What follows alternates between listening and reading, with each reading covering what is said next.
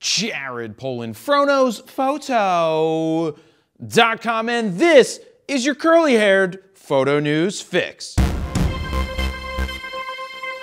This fix is brought to you by Adorama. If you're looking for new, used, or even refurbished gear, head on over to adorama.com/fro. With Black Friday coming up, there's bound to be some killer deals on the way, so please bookmark adorama.com/fro for all your camera needs. Go ahead, do it. Check them out. It helps us. Thank you. First up, the New York Times, which isn't failing by the way, has teamed up with someone by the name of Al. Just call me Al. At Google to digitize 5 million plus photos. I think it's AI.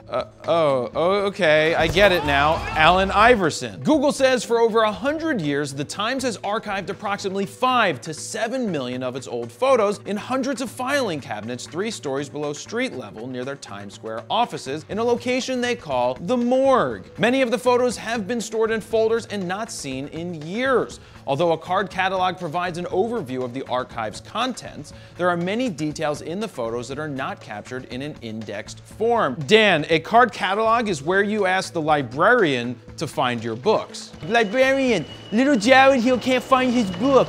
Wait, where's the book? I need to find my little book. This technology is insane. Google's Cloud Vision can extract text written on the back of the images, identify objects, places, and other things seen in the photo. For example, it can tell you that the photo of the train station was actually taken at Penn Station because it saw the sign in the background. The hope is that the New York Times will be able to tell stories with images that have never been seen before. There's an awesome 3-minute video on YouTube that showcases some incredible images while explaining in more detail how the system actually works. So go ahead and check it out. Remember last week when I reported that Flickr was screwing photographers, which they really aren't doing? As a quick refresher, SmugMug, the new owners of Flickr, announced they will be limiting the number of photos a free user can upload to only 1,000. This left some people asking, what about Creative Commons photos? Will they be deleted also? Creative Commons photos are the ones that have been uploaded by their photographers that allow others to build upon their work. That means in some cases they can edit them as they see fit or simply use the images without having to pay any fees. So will the images be deleted? The answer is no, according to Don McCaskill, the CEO of SmugMug. Photos that were Creative Commons licenses before our announcement are safe. We won't be deleting anything that was uploaded with CC licenses before November 1st, 2018, even if you had more than 1,000 photos or videos with a CC license. Now I'd like to say something about all the people bitching that Flickr won't be free anymore. Shut up, you entitled little babies who think everything should be free. Flickr was free for years without upload restrictions. The least you can do is pony up $50 for the year and support the business that has supported you.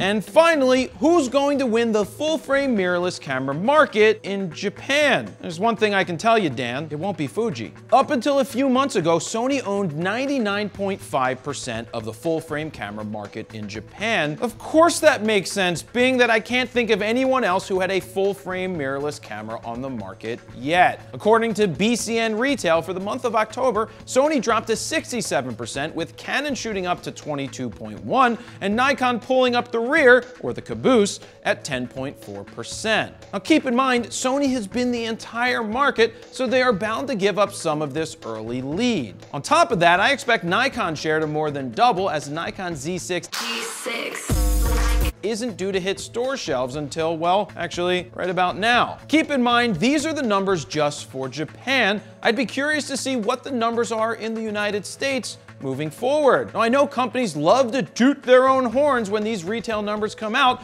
but the only numbers I would care about would be first-time camera buyers. I want to know the numbers for what they are buying, as that will help us determine who will win in the future. Now, does anyone have those numbers? Anybody have those numbers? Nikon, Sony, Canon, Bueller, Pentax, perhaps? Who do you think will win the full-frame mirrorless camera market, and why? Let me know down below. And there you have it. That's your curly-haired photo news fix this time around. To check out the last fix, go ahead and click on the screen right here. Don't forget to like, share, comment, and subscribe.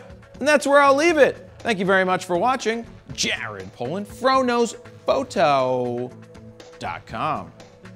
See ya.